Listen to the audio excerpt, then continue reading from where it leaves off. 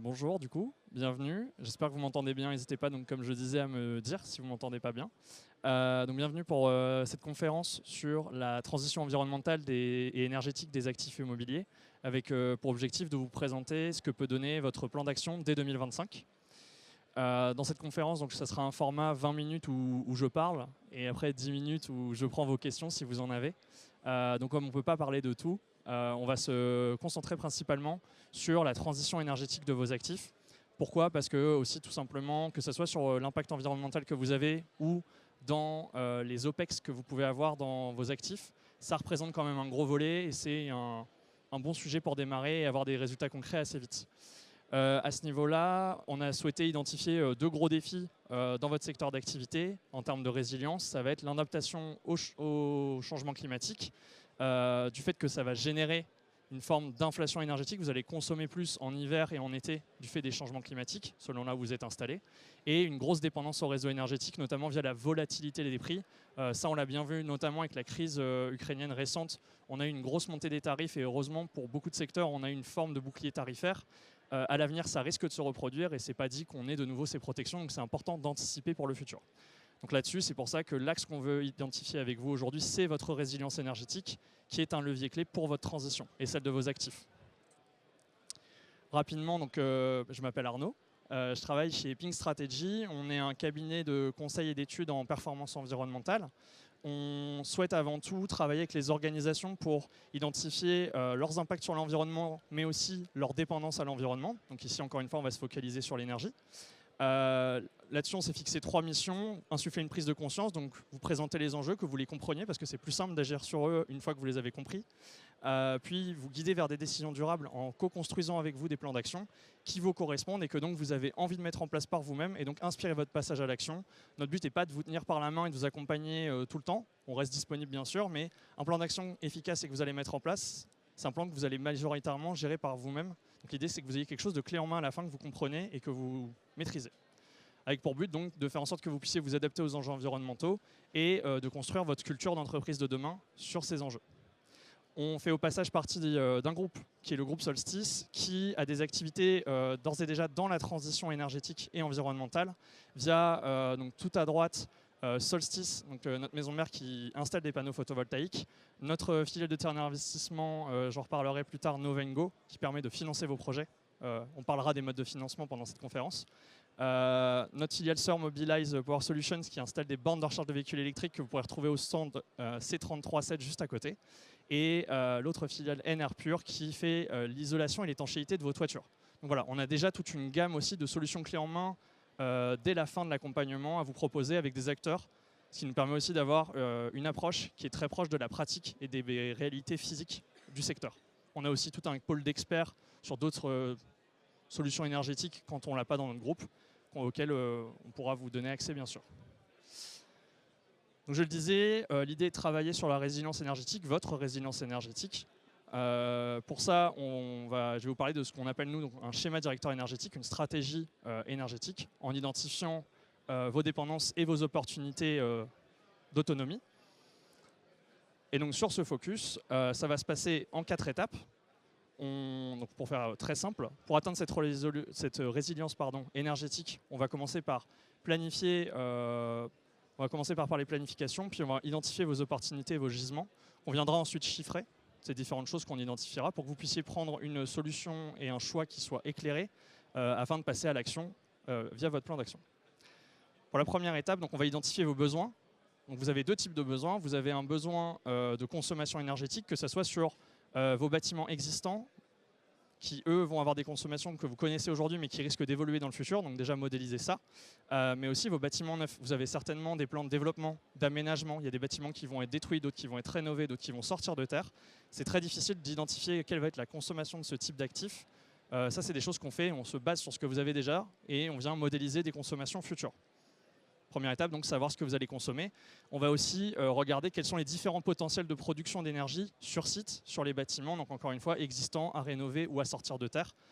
Et aussi en prenant en compte évidemment à quelle date ces bâtiments seront existants pour les différentes solutions, donc les différents scénarios qu'on viendra établir par la suite. Donc on va faire différents scénarios et souvent là-dessus on vise 4 ambitions puisqu'on va faire des scénarios en fonction des ambitions que vous fixez. L'ambition de base qu'on a très souvent, ça va être respecter la réglementation. Donc ça peut être la LOM, ça peut être la loi APER qui vient de passer, ça peut être, si vous avez des grands bâtiments logistiques, la solarisation de 30% de votre surface, ce genre de choses. Et très souvent, on va avoir des premières ambitions qui vont être celles de l'autoconsommation. Je ne sais pas si ça parle à tout le monde, l'autoconsommation. Donc voilà, consommez ce que vous produisez, mais voilà, vous consommez ce que vous pouvez sans dépasser vos consommations crêtes. Ça ne couvre pas forcément tous vos besoins. Donc l'autre ambition qu'on va avoir là-dessus, ça va être l'autonomie énergétique. Donc chercher à avoir une production qui est équivalente à votre consommation, mais sans que ce soit au même moment. Pour parler ensuite d'autosuffisance, donc c'est carrément là ne quasiment être plus relié au réseau, et donc ça implique un peu de revente. Et on peut aller carrément jusqu'à une ambition complète qui est celle de producteur énergétique, c'est-à-dire qu'on vient activer tous les leviers de production que vous avez sur site. Et là, ça devient une activité complémentaire qui vient nourrir votre activité principale. On va de 0 à 100% bien sûr en termes d'ambition. Les ambitions passant les unes par les autres. Donc voilà. Ça permet aussi très souvent d'aller un peu plus loin et de venir révéler le potentiel de ce que vous savez. Là, typiquement, nous, récemment, on a accompagné un gros acteur foncier dans leur stratégie jusqu'en 2050. On fait la même chose d'ailleurs sur l'eau actuellement avec eux. Là où ils partaient sur des projets qu'ils avaient déjà de photovoltaïque installés ou à installer, on est venu les pousser un peu plus loin et ils se sont rendus compte qu'effectivement, ils avaient les moyens et les intérêts d'aller financer un peu plus que juste l'autoconsommation simple, par exemple, avec des projets divers, et notamment sur la partie donc, financement, parce que c'est ça qui est aussi parfois bloquant, parce que vous avez une trésorerie, vous avez un besoin de fonds de roulement, vous avez ce genre de choses. Il faut savoir qu'il existe plein de modes de financement. Je parlais tout à l'heure, nous on a une filiale de tiers investissement, donc ça peut être une solution. Il va y avoir les questions de est-ce que vous financez en propre, est-ce que donc vous passez par d'autres moyens de financement, on va avoir de l'autoconsommation collective. Tous ces modes de financement, on va venir en fait pour chacun des scénarios et chacune des solutions de production locale, les modéliser avec différentes solutions de chiffrage. Donc vous allez avoir une sorte de grosse matrice de choix. Et après, vous faites votre marché en fait. Vous dites, bah, ça je veux, ça je veux pas, je veux le financer comme ça ou autrement. Et évidemment aussi, ce qu'on va venir chercher sur ces différents scénarios, c'est un 80-20, un Pareto, c'est-à-dire qu'on va se dire, ok, c'est quoi le minimum d'actifs critiques qui nous permet d'atteindre l'ambition qu'on veut atteindre. Et donc aussi avec le minimum d'investissement a priori. Donc voilà. L'idée, c'est de prendre en compte en fait vos besoins, vos ambitions, mais surtout aussi vos ressources. Voilà, le but n'est pas que la trésorerie vienne être complètement mangée, donc les différentes solutions de financement à ce niveau-là. Et une fois que vous avez identifié ce que vous voulez, ben voilà, on vient synthétiser toute cette démarche, tout ce plan d'action sur plusieurs années avec voilà, des ambitions à court, moyen et long terme. Donc comme ça, vous pouvez agir sur du concret directement, mais vous pouvez aussi planifier de dire, voilà, ce bâtiment, quand il va sortir de terre, en 2032, je dis un chiffre au hasard, une année au hasard, on va prendre en compte d'installer des panneaux photovoltaïques dessus. On sait que ça devrait produire à peu près autant, ça va me coûter à peu près autant, mais ça me permettra de réduire ma facture d'énergie d'autant. Tout ça, on va le chiffrer. Et donc, c'est d'avoir ce plan d'action et donc de, par la suite, désolé, oui, de par la suite aussi vous mettre en relation donc, avec les acteurs dont je vous parlais tout à l'heure, donc que ce soit de notre groupe ou les partenaires qu'on a sur d'autres solutions énergétiques quand elles ne font pas partie des expertises de notre groupe, donc que ce soit sur du photovoltaïque, du financement, de la flotte de véhicules électriques, mais aussi d'autres métiers comme la géothermie, l'éolien, ce genre de choses. Donc si je dois synthétiser ce que je vous ai dit là, le schéma directeur énergétique, l'idée c'est de vous emmener vers une autonomie énergétique, selon vos ambitions, encore une fois, vos besoins et vos ressources, en optimisant vos consommations, en réduisant aussi au passage vos émissions de gaz à effet de serre, parce que donc votre impact sur le changement climatique, puisque dans l'impact des bâtiments, tout comme le gros poste de dépenses et de consommation, c'est l'énergie, il faut voir que la plupart des impacts en termes de gaz à effet de serre de votre parc de bâtiments, c'est sa consommation énergétique. Donc vous faites d'une pierre deux coups au passage, vous vous conformez aux régulations, vous anticipez.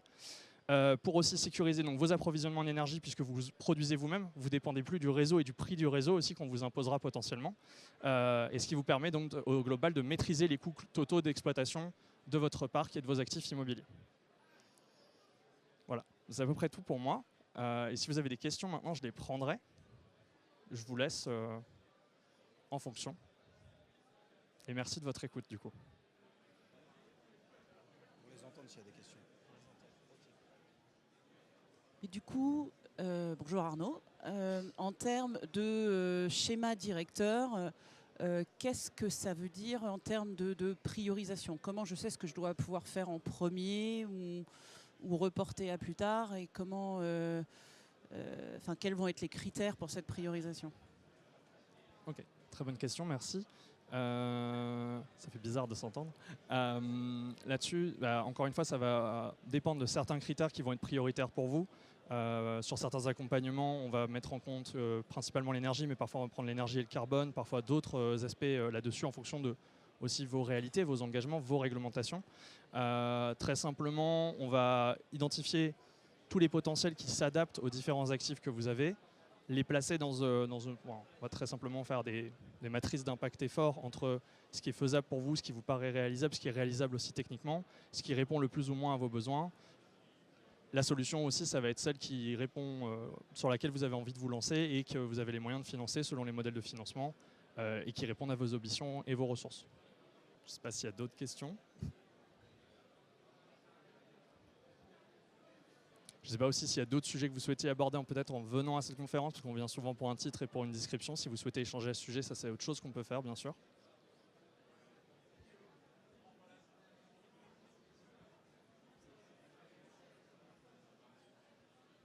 Bonjour. J'avais une question concernant la végétalisation. Est-ce que ça fait partie des solutions énergétiques que vous préconisez, vous, auprès des Donc des façades et toitures, je suppose. Ouais, voilà, toiture notamment. Ouais. Alors effectivement, ça peut être une solution étudiée. Là, on va pas être sur un potentiel donc effectivement de production d'énergie. On va plutôt, donc pour celles et ceux à qui ça pourrait ne pas parler, ça va être de mettre de la végétalisation, donc souvent de la mousse en façade ou en toiture. Ça va avoir le double impact de permettre de réduire la quantité d'énergie qui rentre en été dans vos bâtiments, donc de réduire la quantité de climatisation que vous nécessitez et potentiellement de réisoler vos bâtiments en hiver et donc de diminuer la quantité de chauffage à utiliser. Donc effectivement, il y a cette partie-là, il y a aussi tous les co-bénéfices. Et c'est là qu'on va avoir la limite de ce que je disais, ça dépend de vos indicateurs et de vos ambitions. Là, on va avoir d'autres indicateurs aussi potentiellement d'un peu de stockage de carbone, mais surtout de purification de l'air ambiant, de bien-être au travail, ce genre de choses, parce que ça fait plaisir de voir un bâtiment vert plutôt qu'un bloc de béton potentiellement. Donc voilà, effectivement, ça peut être une solution. En fait, ça va faire partie des panels qu'on va proposer. Ça n'aura pas, je vais dire, ça ne permettra pas de produire, donc on pourrait par contre réfléchir effectivement à une végétalisation, pourquoi pas des façades et une solarisation des toitures. Comme ça, on a un peu des deux, une production d'énergie et une forme de végétalisation d'une partie du bâtiment effectivement. Je sais que j'ai beaucoup plus parlé aussi de photovoltaïque, de recharge de véhicules électriques ou d'étanchéité et d'isolation des toitures. Je ne sais pas si potentiellement il y a aussi des questions sur des sujets qui sont peut-être un peu moins connus parfois, type géothermie, ce genre de choses, stockage, méthanisation, c'est aussi des choses qu'on a pu aborder avec certains de nos clients. Évidemment, par exemple sur la géothermie, ça va dépendre de où vous êtes situé, parce qu'il faut qu'il y ait des poches en dessous, le plus simplement. On peut aussi faire de la géothermie peu profonde, avec le sol qui permet d'avoir 2-3 choses. Mais voilà, je ne sais pas si vous avez des questions sur certaines solutions énergétiques, c'est aussi le moment, n'hésitez pas. Si vous avez des projets en cours, des réflexions sur certains de vos actifs, je ne sais pas si c'est un sujet pour vous.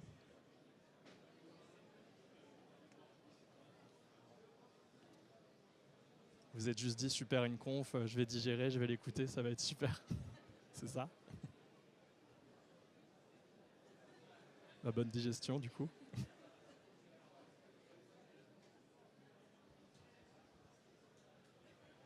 Bonjour.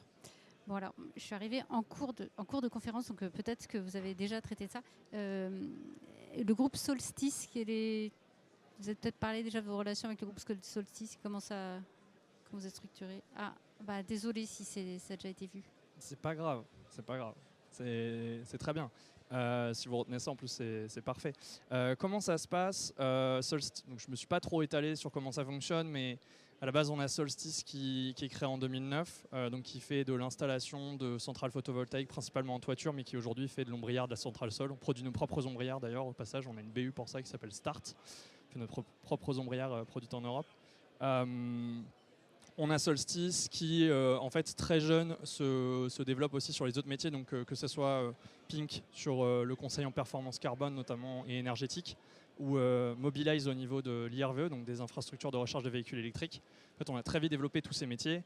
En 2018, il y a eu fusion avec Enerpure qui était aussi sur le segment de la toiture, mais plutôt du coup sur l'isolation et l'étanchéité. C'était venir compléter ces deux expertises pour construire ensemble plutôt que d'être sur des marchés concurrentiels. Et en fait, dans la suite de ça, en 2020, on a eu création des marques Pink et Mobilize, parce que les gens à force étaient un peu perdus en disant mais Solstice, vous installez des bornes de recharge, vous faites du conseil, vous installez centrale photovoltaïque. Donc on a créé les différentes marques et on s'est même développé sur le tiers investissement avec Novengo.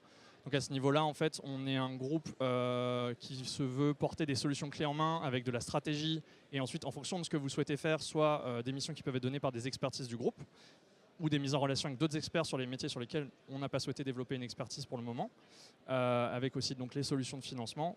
On est présent localement et on a un maillage local en France entière. On a des agences donc, à Paris, à Rennes, à Strasbourg, Grenoble, Avignon, Bordeaux, Toulouse, Lille, La Rochelle. Il y a régulièrement des agences qui ouvrent un peu partout. J'en ai certainement oublié quelques-unes, mais voilà. On a un maillage un peu partout, on est au plus proche de vos projets, on a des experts partout. On assure aussi pas que, c'est pas que de la conception haute, c'est vraiment commercialisation, conception avec bureau d'études spécialisés, spécifiques, installation avec nos propres équipes, suivi de projet et par la suite même maintenance et exploitation, c'est aussi des choses qu'on peut faire pour vous. Parce qu'après, savoir gérer ces actifs de production énergétique, c'est pas aussi quelque chose qui est facile et inné, pour lequel il faut une expertise. Donc se faire accompagner, ça peut être une solution. Donc, voilà, on vous apporte vraiment une solution clé en main de la conception jusqu'à la SAV de l'actif en fait. Voilà, je ne sais pas si ça répond à votre question et si vous aviez peut-être une question plus précise qui venait suite à ça. Non? Ok, merci.